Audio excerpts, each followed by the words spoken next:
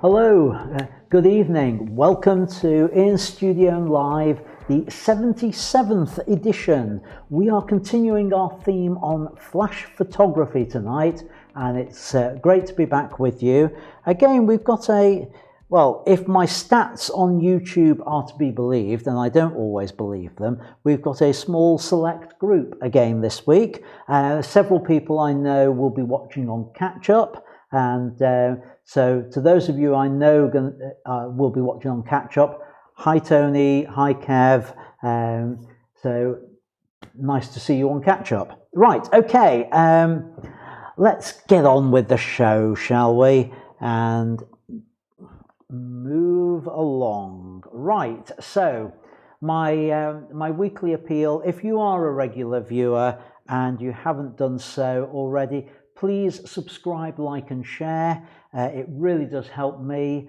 I do need subscribers. I need people to like. I need people to leave comments on videos as well, because that all helps the YouTube metrics.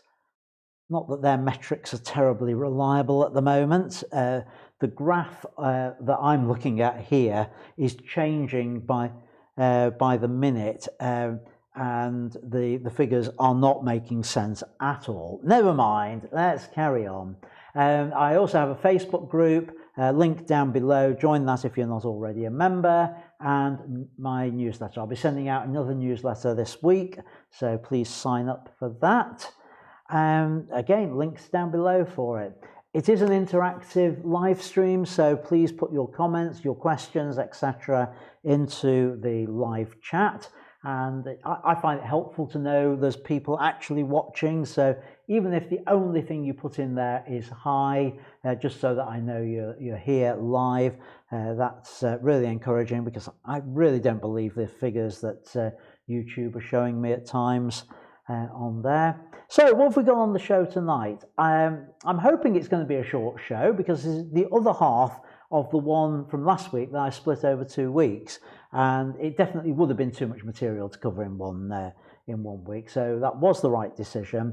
It just depends on how focused I am when I'm going through the major topics on it. But what have we got? Well, we're going to start off with some feedback on email. That's images from Gary Platt that I want to share with you and tell you a little bit of the story.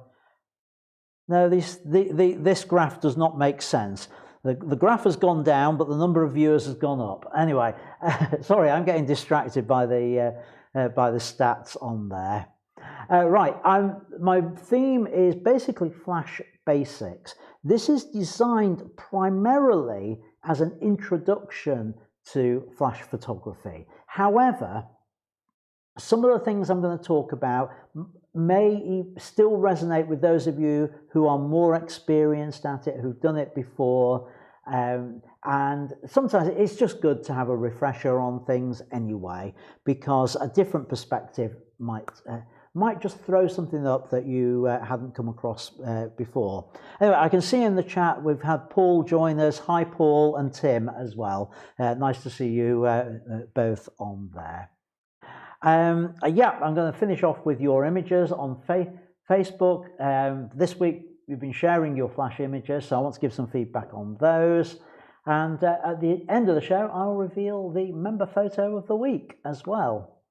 So, right, let's start off with feedback on the images which were sent via email. Now, I say this every week, and I'm going to keep on saying it until people start sending me images. And that is, you will get better feedback if you send your images to me via email. That's the email address, feedback@ians-studio.co.uk, because I have more information to be able to talk about with them. And this week, the only email ones, by cut-off time at least, I don't know whether anything else has come in, but by mid-afternoon, the only ones I've received were from Gary. So let me head over to Lightroom and talk you through those images. And not only that, but Gary has sent me some information about them, so that I can talk a little bit more, even more fully about the images. And Gary says, hello Ian, I'm sending you something a bit different. Always like different. These images have all been captured this week. The first, 5 trees, contains the before and after edited photograph. This in fact started off as 5 images in portrait format, so vertical format, stitched together in Lightroom in the form that we now see. So let's do this. That's the image stitched together, and indeed 1, 2, 3, 4.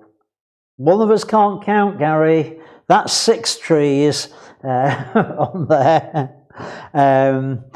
But yeah, it's nice how it's all stitched together. It's come out well, and I don't know exactly which technique you used for capturing the images, but it's worked well that the wall has stayed horizontal along there. You've kept the detail all up in the sky, so that's there, but it's light, but it's not blown out on there.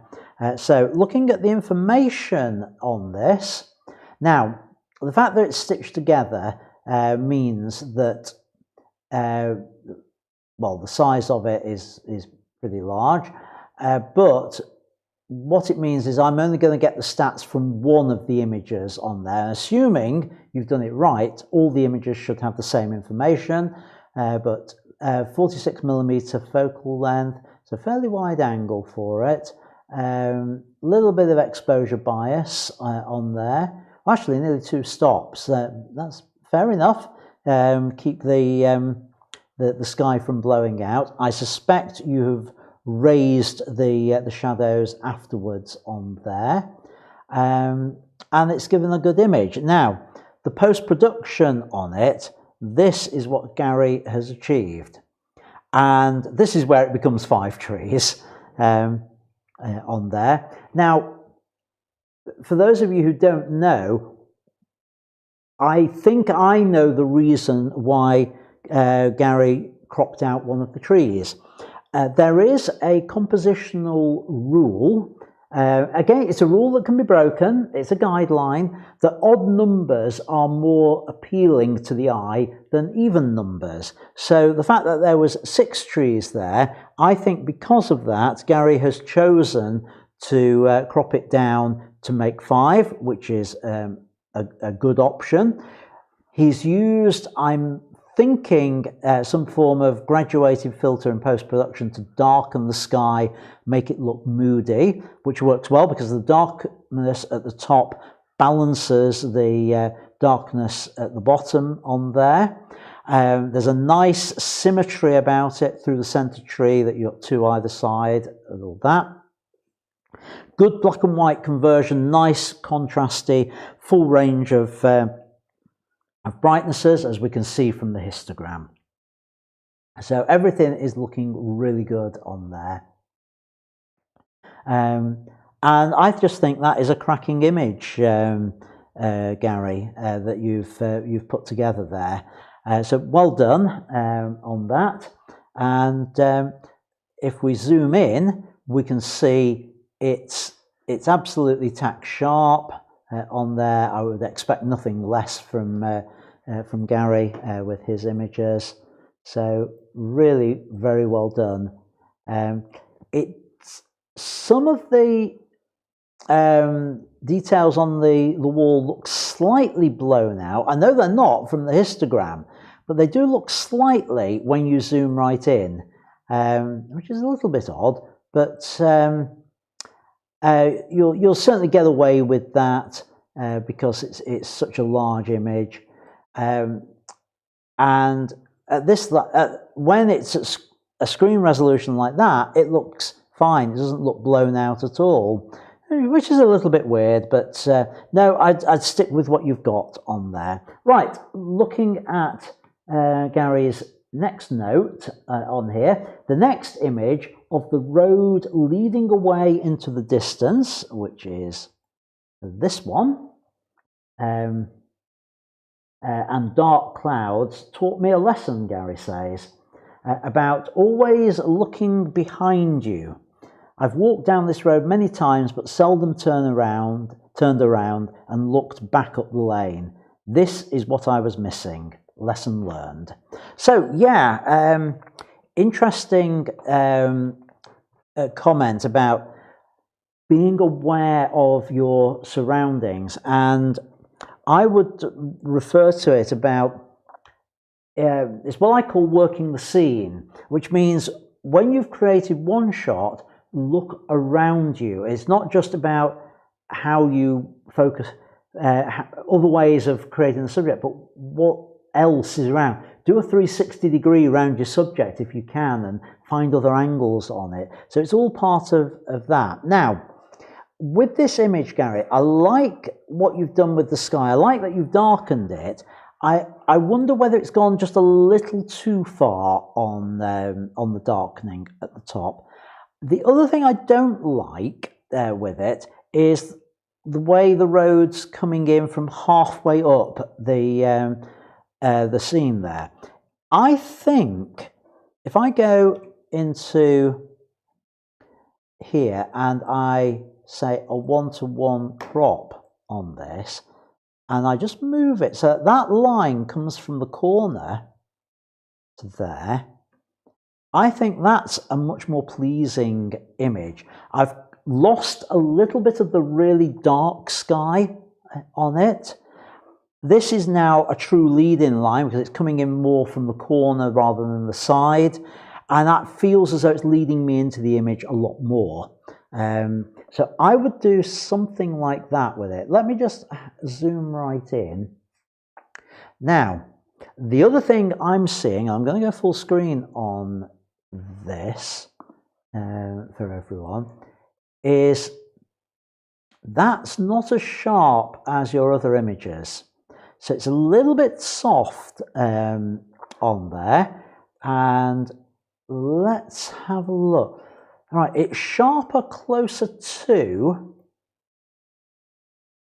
but not as sharp as I would expect. I would, if I just zoom out a little bit, I would have focused round about this sort of distance. Hope you can see the mouse pointer on there, with the aim of getting that focal, hyperfocal distance. So if I just go back and have a look at your settings, 24mm, that's odd. 25th of a second, you should be fine. And at right, okay. I don't know your particular lens, Gary, but I do wonder whether your lens is a little bit soft at f14, because that should be sharp on there, handheld at 25th of a second at f24, unless there was some movement. It's possible, but it's just not quite as sharp as your other images. But I do like the composition on it now it's been cropped. So that's that. So carrying on with Gary's notes, and finally a picture of Peter Stone or Gibbet rock. This simple limestone dome has a gruesome history. Let's find said image, and there we go. It is purported to be the last place in England where gibbets were hung. The body of the last executed felon was hung on the rock in 1832.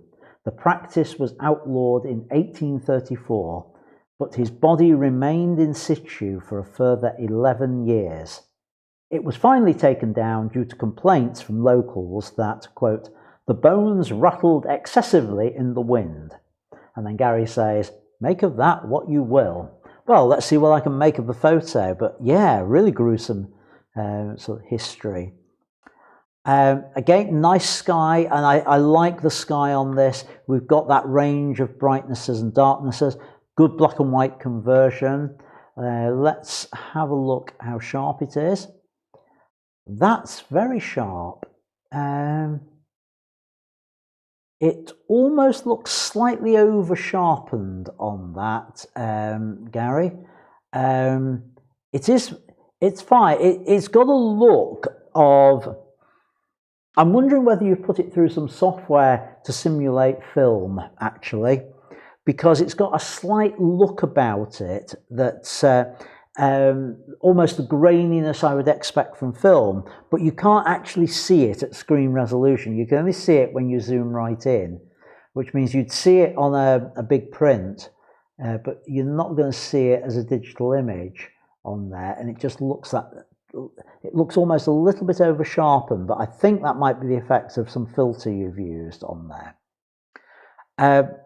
The biggest issue I think I've got with this one, and it's a nitpick, Gary, rather than anything else, is I don't get a sense of scale with it. I can see there is a track footpath here, but I can't tell whether a person would be sort of this high on the track or whether they'd be this sort of high on the track.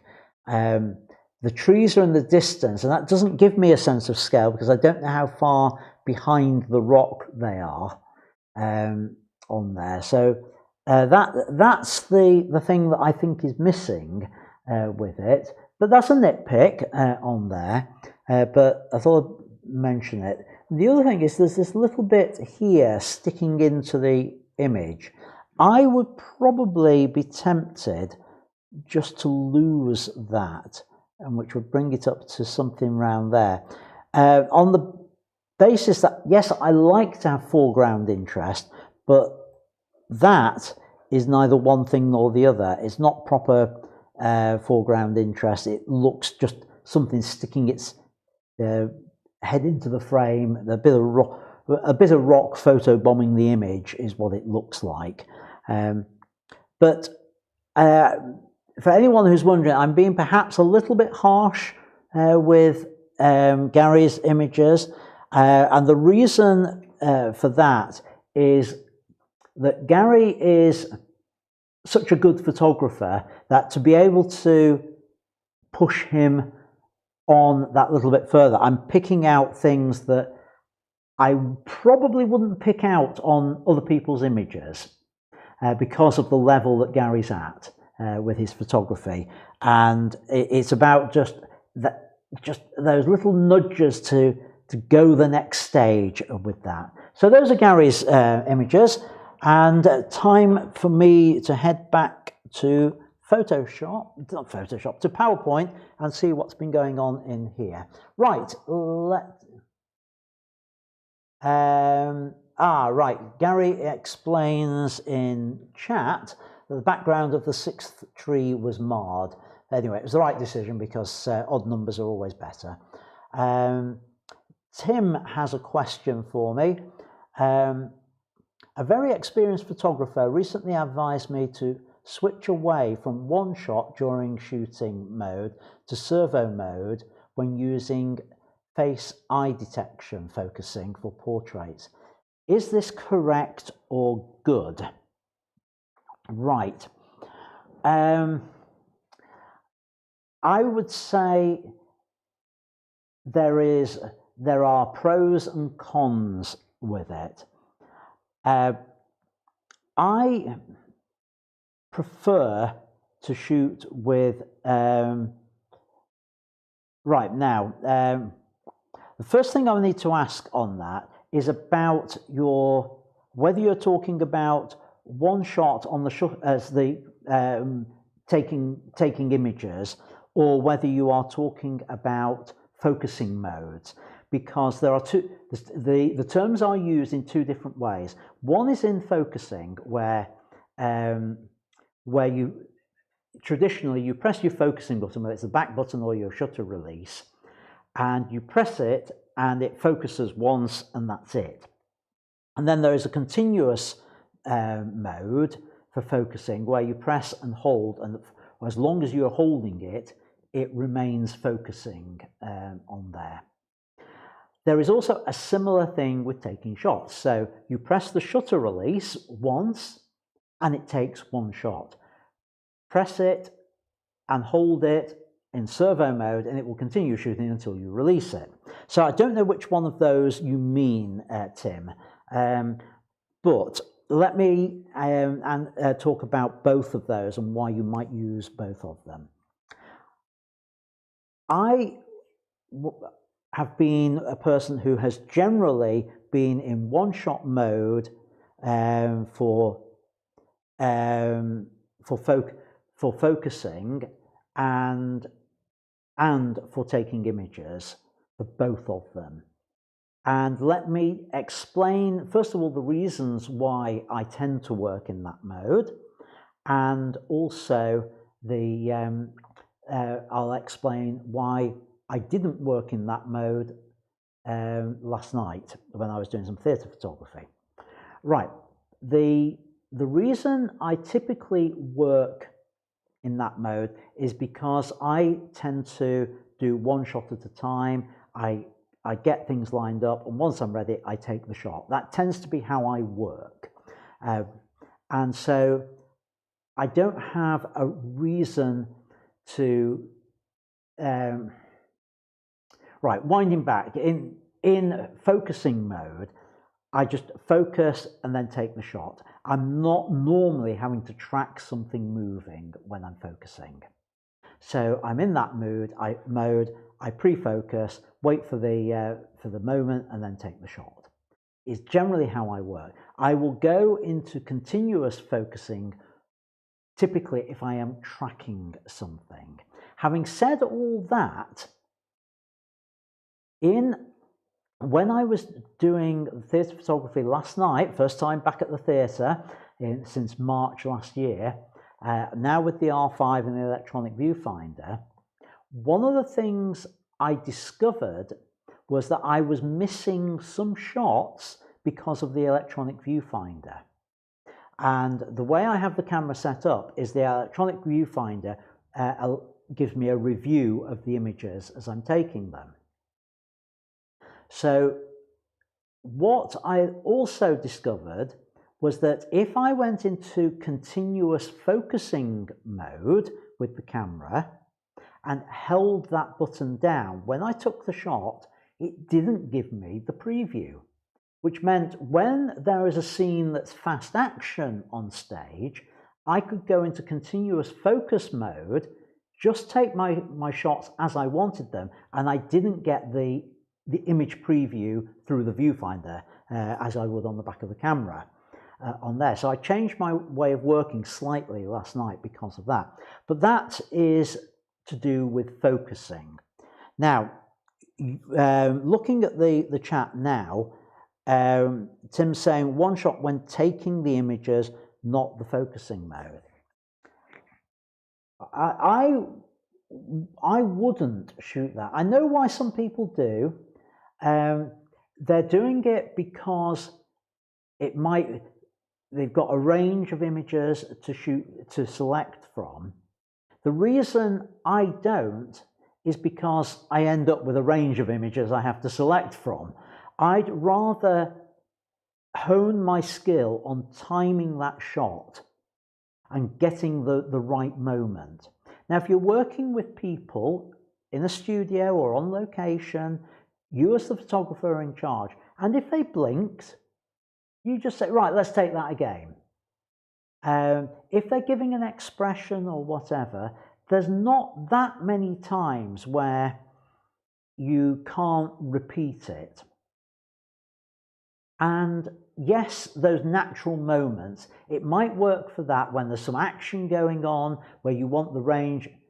But personally, I would say there is a skill in learning to anticipate that moment.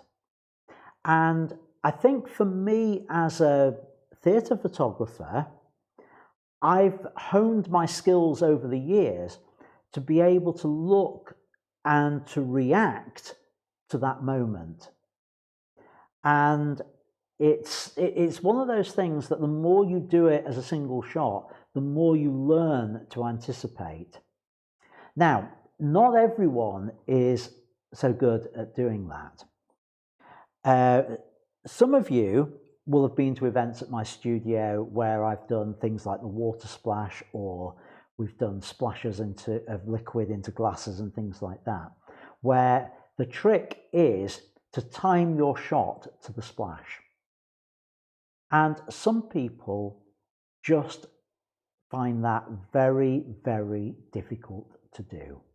If you're one of those people who find it very difficult to time your shot and get it spot on when the action happens, then yes, that continuous mode will help. But the more you have to do it without the continuous mode, the more your skills will improve on that timing, because you're doing it more often. Is it the right advice to give? It probably is for some people. I just don't want to end up with millions of images that are almost identical. I don't like spending all my time editing photos. I'd much rather spend my time making them. So the fewer that I have to actually search through is enough for me. If I'm working with someone, once I've got the shot, I move on, and I don't feel I need particularly with my new camera, which will do 20 frames a second. If I was in continuous mode, I can't just get one shot. Click on the shutter, and I've got 15 images there, almost all identical. And I don't want to be searching through all of those. I don't want to be storing all those. So for me, no. But your mileage may vary. Right. Walter saying in the chat, he uses servo when doing sports photography. Yeah, that's an ideal circumstance when you would use it. Portrait photography, not for me. I would also use servo like that for some wildlife action, particularly birds if I was tracking them, something like that. So those are the times I would use it, but portraits, not for me. Right, okay, that was a big diversion. That's put me back on my timing, so I'd better get a move on with all this. So we've looked at your images. No new exercise this week on the before and after challenge, because it's part 2 of last week, so I want to try and keep the videos in line with what I'm talking about each week. Couple of adverts at this point. I've got, those of you who are interested in off-camera flash, well, studio lights anyway, got a couple of events coming up. Horror Night in just under a fortnight now. I've got 2 nights of this. The Friday night's fully booked. The Thursday night, I've got 2 spaces left, and we're creating some really interesting horror images that night. A couple of weeks later, I've got the Red Room set here, and the model Lily, who I worked with a few weeks ago, absolutely brilliant on this set. I was shooting one-to-one with her, and we had the Red Room set up, and she was so good. I thought, I can't just keep this to myself. I've got to run that as an event. So again, I've got 2 places left on there, which I need to fill for the event to go ahead. And a couple of weeks after that, my first full day workshop, which is the rain shower set up in the studio. I've got a model that I'm hoping to book for this, doing a test shoot with her in a couple of weeks' time to make sure she's suitable for it. But that's a really interesting event where we actually set up a shower in the studio to simulate rain, and we create images like you can see there. I want to give Rick's workshop a plug as well on the 17th, and it's a natural light workshop out in the park. That will be going to the maze, where those of you who were watching last week and I showed you the images I took there, that's one of the locations that Rick will be using for that. And he's got a makeup artist on board, and he's got model Ashley Ray on board for that. So that should be a good day, worth considering that one, folks. So moving along, yep, my sponsorship this week is, as ever, by you. Thank you to everyone who's bought me a cuppa with the Buy Me a Cuppa link is down below. If you find the streams helpful, there's a couple of ways you can support the live stream. You can use this link, buymeatea.com, and make a small contribution that way to keep me on air, or you can become an Academy member. Again, link down below on that, on there.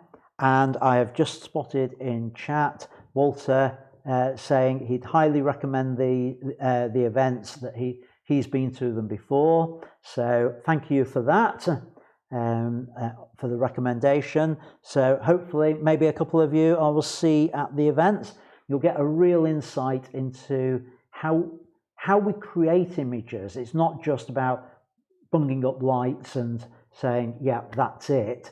It's all about the creative process and how an image is put together. And you also get to photograph Jason from Friday the 13th at the horror one as well. Right, going back to here. Yeah, sorry for the slight distraction. This week's show, or this week's cuppa, is thanks to Linda Freakley, who is an Academy member. So thank you, Linda, much appreciated. Moving along, right. I want to give a brief introduction and background to strobist equipment tonight, and how long it takes. I'll try and be prompt with it. A little bit of background for those who may or may not know.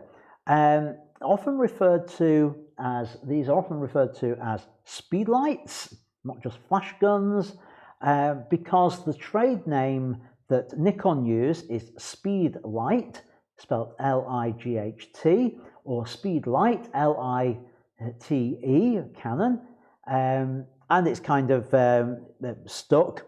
Personally, I prefer the Nikon spelling on that. I tend to write it that way, but it's just another word for flash gun. It's become very much a generic term.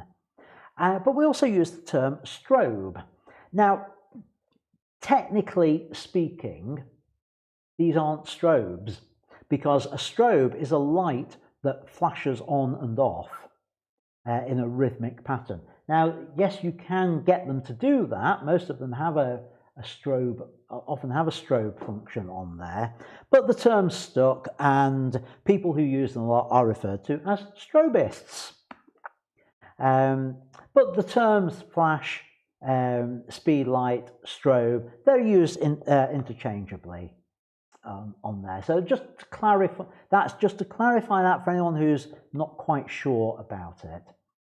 On there, and most people start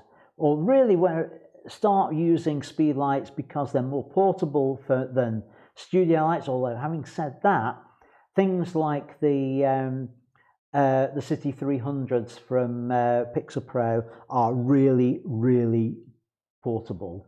It's in fact not that much bigger than my speed light, the one I was using the other week. And they're battery powered as well.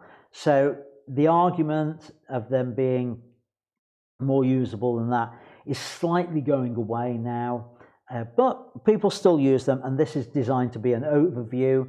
But even though I'm talking about these, if you think of things like your City 300s and other portable speed light flash units, the whole process is the same on there. One thing I would advise, though, if you are buying your first external speed light flash, get your first one that's TTL capable.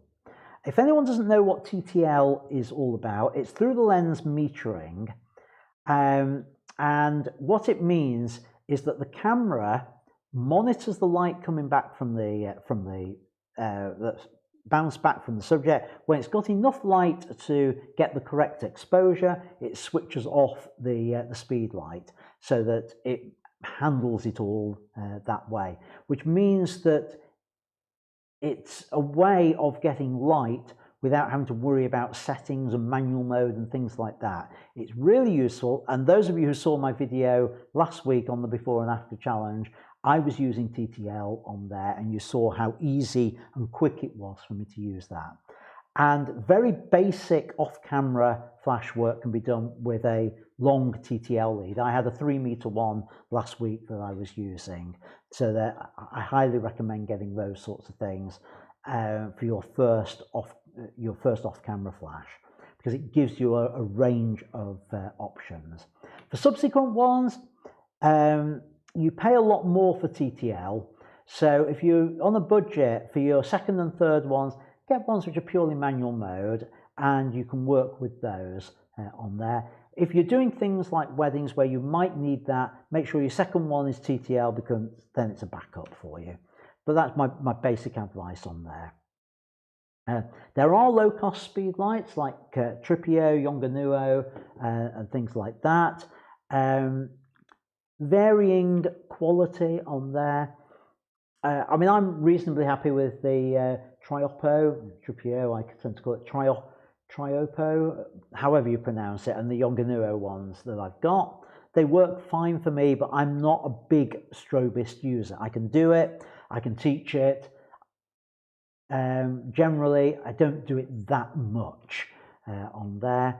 But if you're thinking of one of the low-cost ones, do your research. Some of them aren't that reliable, and some of them, the output isn't that constant. It might vary third, half a stop on there, so you might get a little bit of variability on it. Guide numbers. I'm going to mention this because I think it might help some people. You may see when you're buying a speed light a guide number, and it indicates what the power of the speed light is. And the way it's calculated is its maximum output at times F number at ISO 100. So, for example, if it gives, if a speed light has a 10-meter reach and you're photographing at F4 when its maximum output from it, the guide number would be 40 on there. So you would think this is a nice, simple way of comparing one speed light to another. It ain't, because the guide number will change depending on whether the head's zoomed. So what do I mean by that? You can zoom the head on a speed light so that it channels it more for a zoom lens or for a wide angle lens. And clearly, if it's scattering light further, it's not going to travel as far as one when it's focusing it at a distance. So you've got that. Some manufacturers quote it in feet, others quote it in meters. So we're not comparing apples with apples on it. And to be perfectly honest, they don't always appear to be accurate, even when they are specified. Where I've seen them specified and we've done tests on them, they don't always tie up to be the same. The manufacturers will always quote the highest possible they've ever got from it. So for example, the Jessup's 360A FD quoted 36 meters as a guide number, but it doesn't say at what zoom. The Canon 550EX was 55 when set to 105, or 36 when set to 35 millimeters. So again, very difficult to compare on these sort of things. Again, more figures on there. I'm not going to waste your time, just to say, don't believe them. Take them with a pinch of salt on that. You will need, if you're not using a single cable, you will need some form of trigger. Don't rely on optical slaves. You will be sold, or some people will sell you ones which have an optical things, an infrared trigger. Outside in bright light, it's not worth it because it don't work. Even in dim light, sometimes it doesn't work. and it needs true line of sight on it. On there, look for some form of radio trigger. Now, Yongnuo tend to be cheap and cheerful. There are two types. You can either get ones which are transmitter-receiver pairs or transceivers, which can be either. Now, I've standardized here on the Yongnuo ones.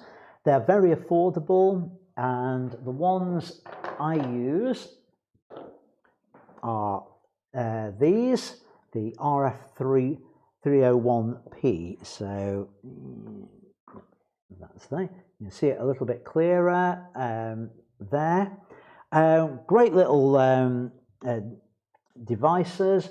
The problem is they don't make these anymore, and they're like hen's teeth to get hold of. They're more recent versions. You've got things like,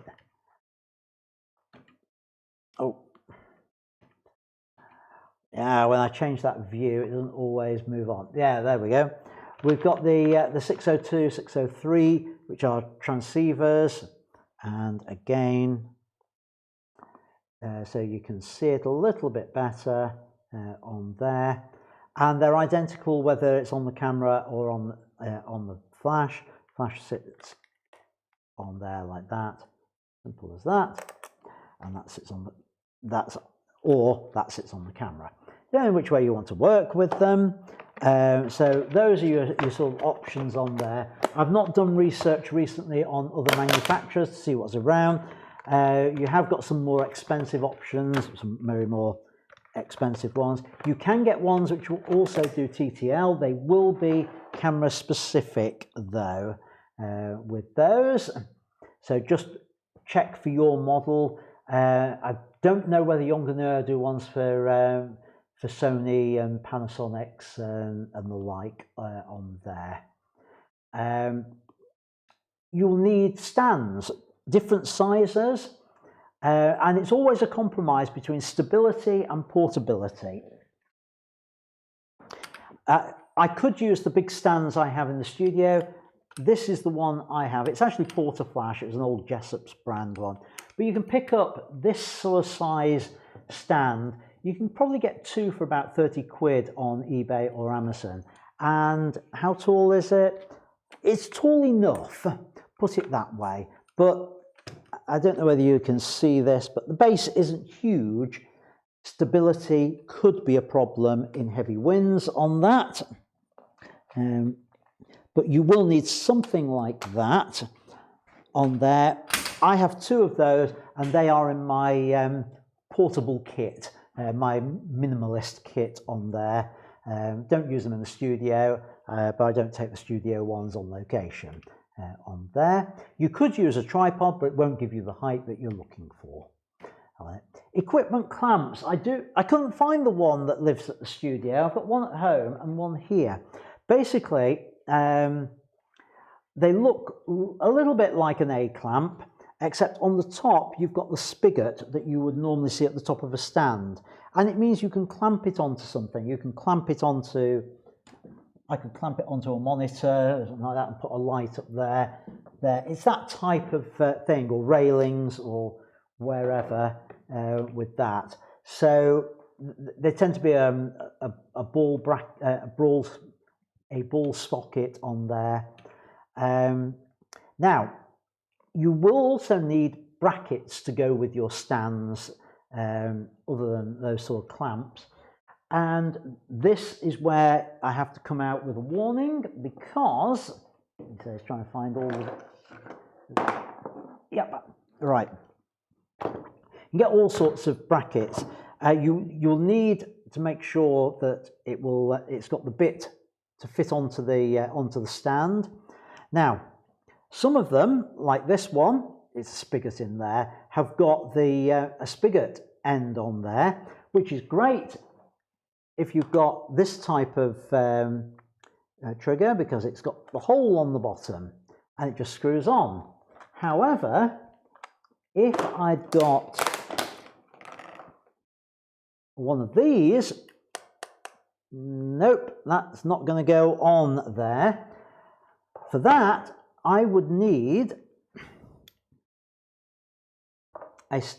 a clamp that looks like, again, you can see that, it has a set of rails that you can clamp your trigger in along that way. So depending on what you've got as your bracket, you may need a little adapter. Now, I don't know if you can see that on there. I'll try and hold it so you can see it. It's basically got the square cold shoe and it's got the spigot thread on there. So that allows me to use the this type of flash trigger on this type of bracket. So it's not as straightforward as you might think. You just need to make sure everything that you purchase works well together on that. So right, back to my notes on there. All right, moving on. Light meter. I would always recommend having a light meter and using a light meter. I have one. I find it hard to work without them. The more experience you get to know what sort of settings your lights will work with, at what distances, so you can do without them. The go-to light meter for most people is a Sikonic, the 308s. It's a reasonable meter. The only thing to say is there is no such thing as a cheap light meter on there. If you are doing things which is colour specific, you may want colour calibration cards, or at least a grey card to get your white balance right on there. I tend not to do that much that's colour specific when I'm working with flash. So although I have both of those, I don't tend to use them with models or with portraits on there. You might want sandbags as well, because as I said, those stands aren't very stable, and if you've got a big umbrella or a big modifier over there, even a light breeze is going to blow it over. Having sandbags is great, but they're a pain to carry around with you. You might be better off getting an assistant just to hold things in place on there. And there's my assistant holding the umbrella on there. So talking of umbrellas, I tend, when I'm working with flash off camera, I tend to have 3 modifiers that I use. There's lots more available, but I tend to fall back on 3 different modifiers. The first one is an umbrella, and I like this type of umbrella, which is a reflective umbrella with the cover, which I can just, he says, yeah, I can just pull that off, and hopefully you can see it then becomes a shoot-through one if I want. So it gives me a bit of flexibility, different ways of using an umbrella. I'm not a big fan of umbrellas per se, particularly not in the studio. I would much prefer to use a softbox. Now, softboxes you need for Strobis, if you're looking for portable stuff to take on location, you really want a sort of umbrella style one.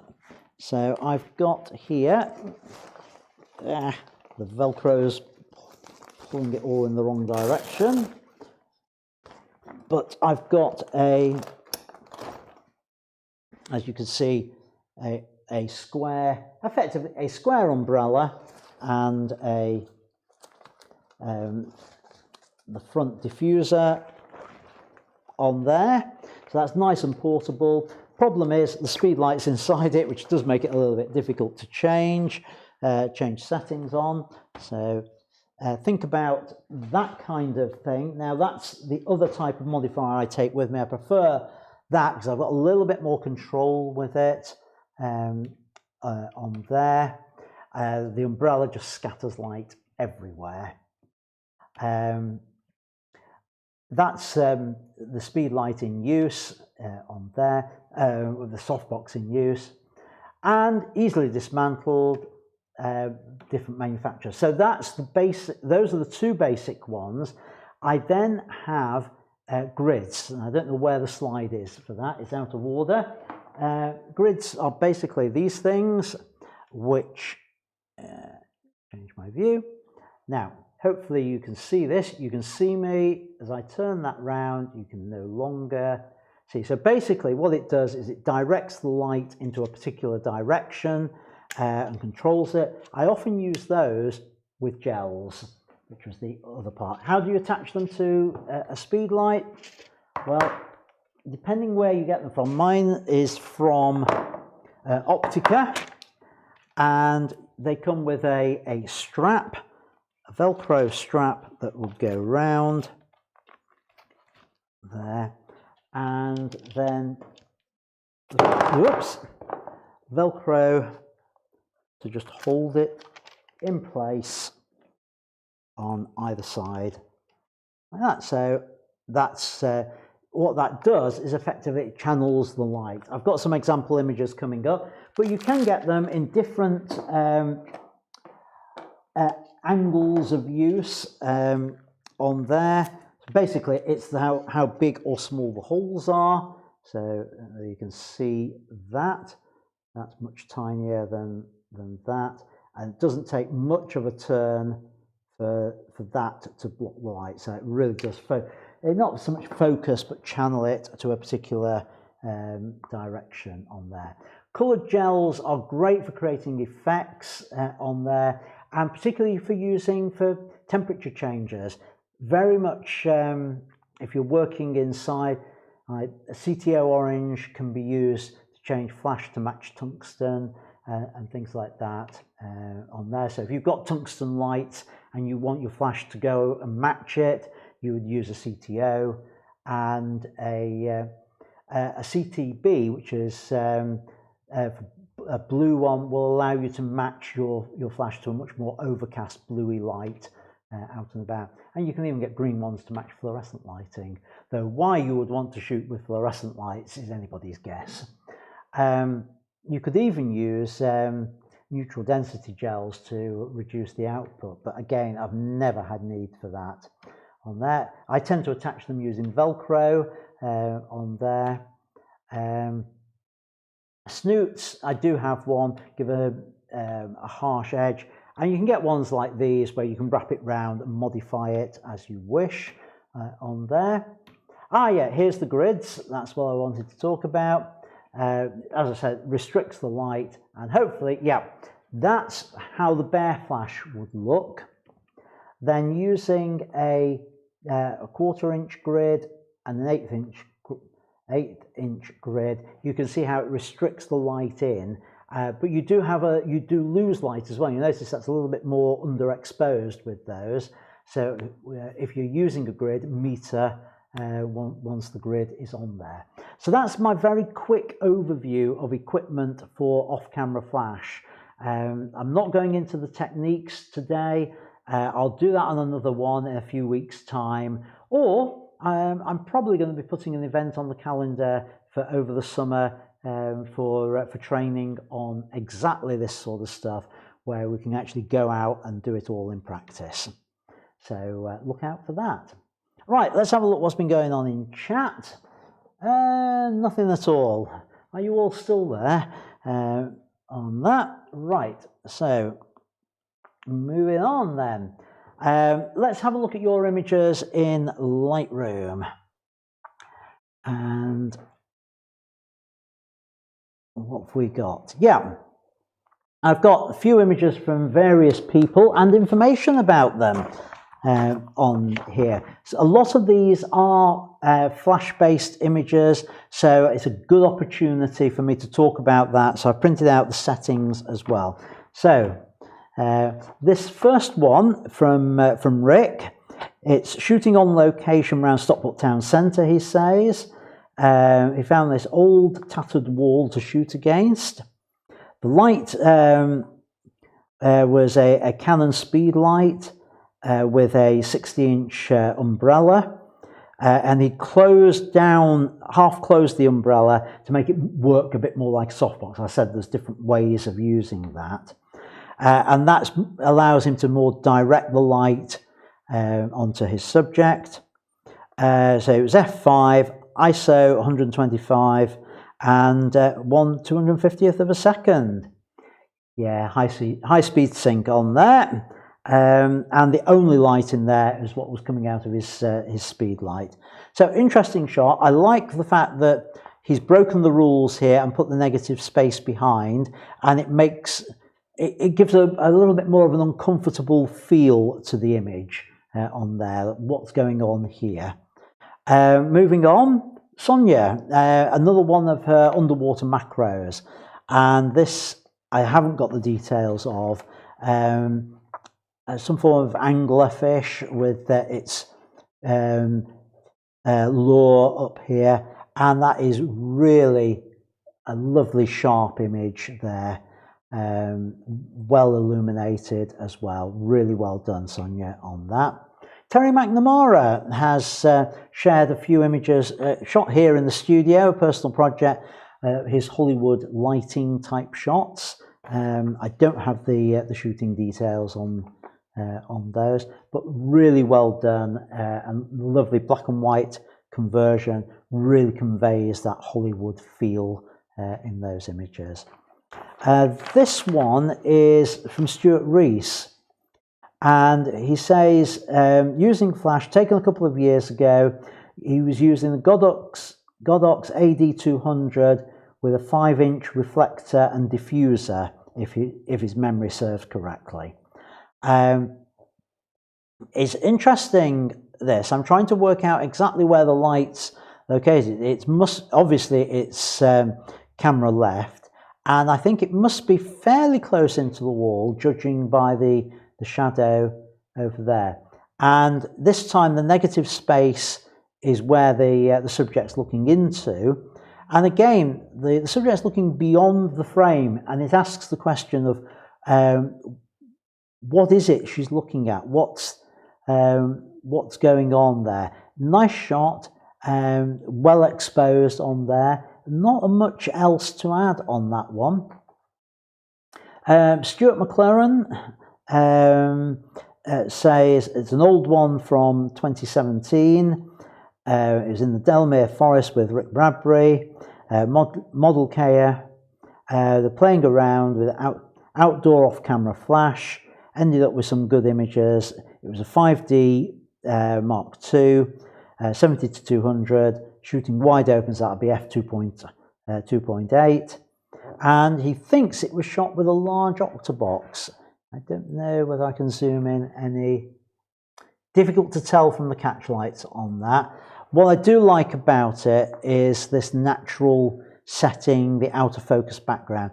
The only thing I don't like is this one fern that's cutting across the face there. I don't mind the odd fern doing that, but when it's just one, it looks like it shouldn't be there on that one. But again, nicely handled, great shot. Next one from James Bissett, really lovely shot here, very theatrical. 3 flash setup, 2 of them we can see in the background with gels on, which give the colour background and a little bit of spillage onto the background there.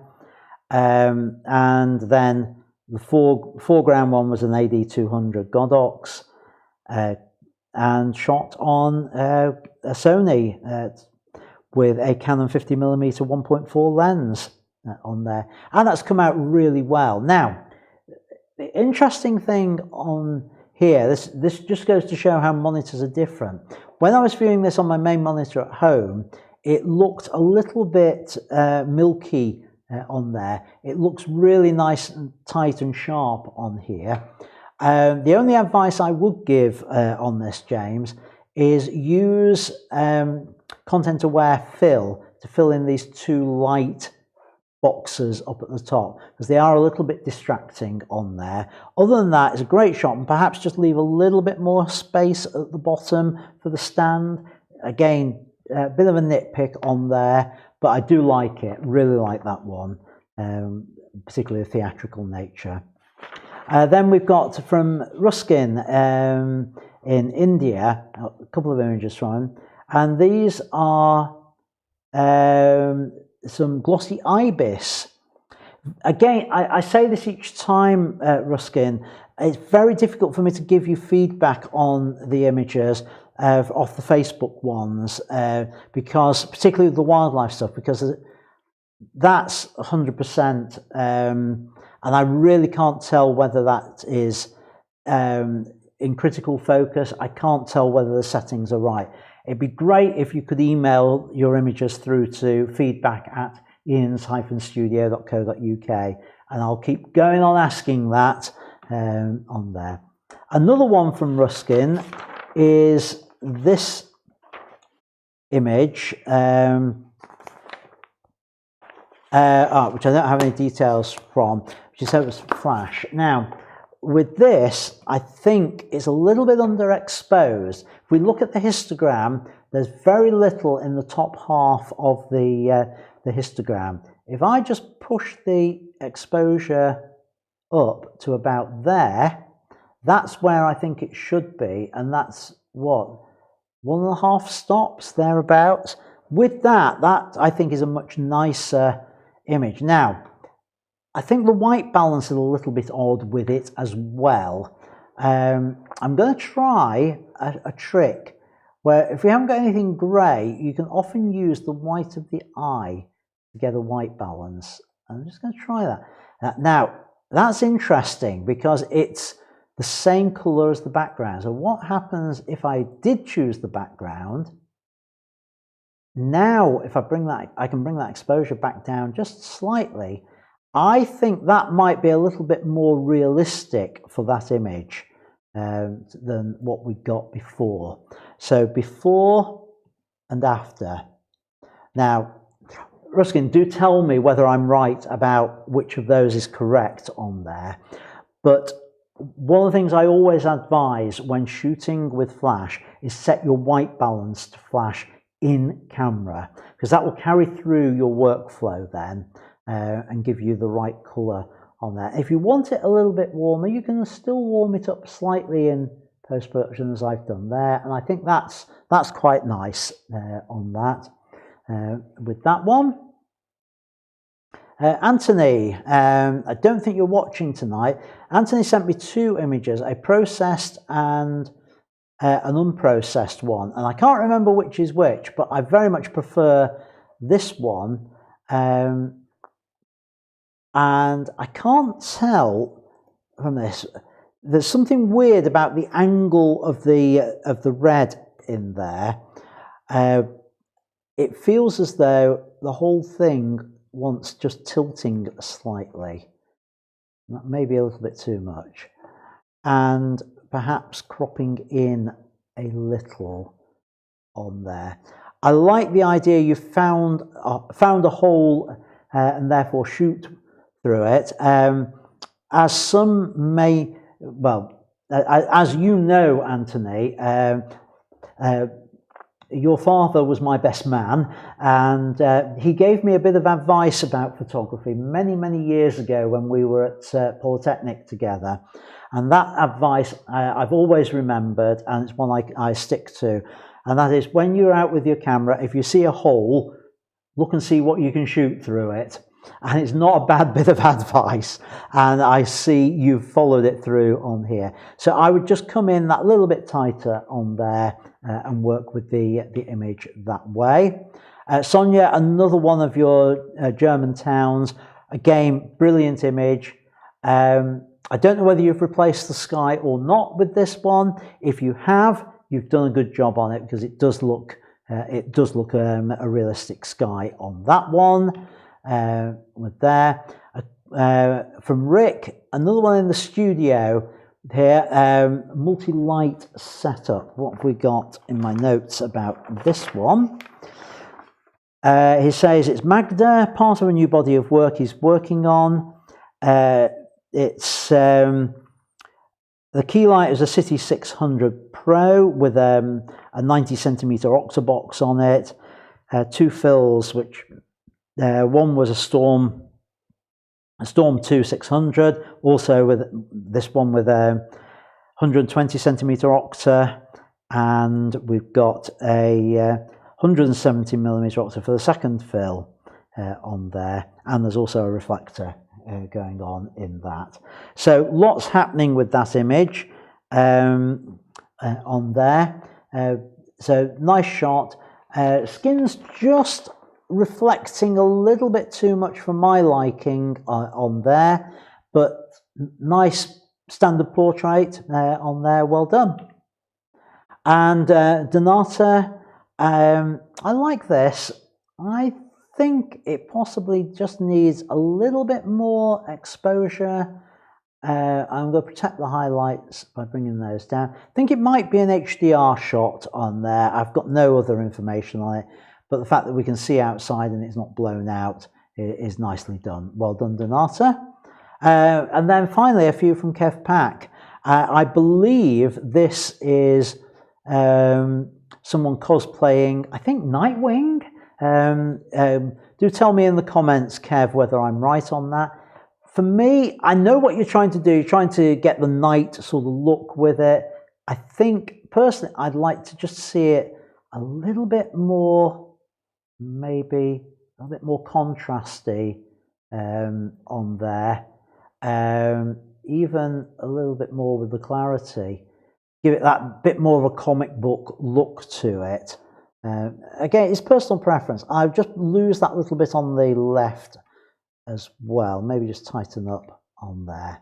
So I would go with something like that on that one, Kev. Again, this one's a little bit underexposed, I would say. And it just needs lightening up a fraction, looking at that histogram. I like the fact that what Kev did here, if I just read his notes on this one, he says, another of my favourite uses for off-camera flash. And he shot into the sun. He set his exposure for how he wanted the background to appear, which is the standard way of working. And then he used the flash to match that light onto his subject. And I just bring those highlights down very slightly since I've brought the exposure up on there. And it was an f1.2 lens, set at f16 on there. He says he thinks the pose is a little bit off. Yeah, it's a little bit unusual on there. I think I'd like to see a bit more of a dominant pose with that, but the lighting's really good. Well done, Kev. Another one from Kev, classic shot. This is very similar sort of setup to what I had on the thumbnail for the live stream. Coloured gel onto the background, off-camera flash, camera left, I think. So what does he say? Main light, once again, a Pixar Pro Pico 200 using a soup bowl modifier. Casting a blue, the second light casting the blue over the background, to give some separation. So a very similar setup to ones I've used in the past as well. Nicely executed on there. I'd just avoid having the shoulder pointing directly at the camera. I'd just get her to turn the body just away just slightly on there, or rather towards you just slightly. And I think that is it on there. So let's have a look at the comments and what we've got in here on that. So right, just need to do it this way. Right, we've had a couple of things come in. Peter Wilson asks, should you always set white balance to flash when using flash? I just leave it to auto white balance. I will get better results if I set on flash white balance. Peter, yes. Thanks for the question. I would say yes, do that. If you're shooting raw, it won't matter ultimately, because you can change it in post-production as a free change. However, if you are using gels or using a coloured background, then using auto white balance will get confused. And if you're judging your image on the back of the camera to work out whether you've got your lighting right, you'll get a colour cast on the back of the camera and you'll be going, that looks horrible. And if you set your white balance to flash, that removes that, and you get a much more accurate preview, which will help you judge whether you've got your lighting right on the back of the camera. If you want proof of that, once the live stream's over, have a look through the videos on this channel. There is one, it's quite a way down on the videos now, and it's about settings in the studio on there. The model is cute as sin. Just have a look for that, because I actually show examples of where it really does help when you're doing those edits by making that change in advance on there. So that was that. Right, carrying on. We've done the feedback. Don't think there's anything else in there. So that just leaves me to announce our member photo of the week. And it is, drum roll, no, still can't do it. It's this one by James Bissett. I really liked the theatrical nature of it, and since I was back to doing theatre photography last night, I couldn't not use this one because it had that theatre look to it on there. So that's how it will appear as the banner. And just to note one thing, James, I hope you watch this. The top corners on there are after I had filled them in with content aware fill, as I mentioned when I was reviewing the image. I have boosted the contrast very slightly for the banner, just to give it a bit more pop as a banner on there. So that's the banner of the week. So well done, James. I'll change the image very shortly on there. So who's going to be next week? Well, post your images and maybe it will be yours. So nothing more in the live chat. So next Sunday, I'm going to look about much more into white balance. And actually, Peter, your question was one of the things I was going to talk about next week, but it would be good. I wanted to answer it tonight as well. I'm going to talk a little bit more about white balance, about creative uses of it, how we can use it to enhance our photos by colouring the light, both using gels and using white balance on there. So if you've got any examples of that, please post them to the Facebook group. But if you've got any other images you want feedback on, send them to feedback@ians-studio.co.uk or put them to the Facebook group. I will pick some up from there. And until next time, thanks folks for watching. It's good to have you with me tonight. And until next time, keep making great photos. Bye for now.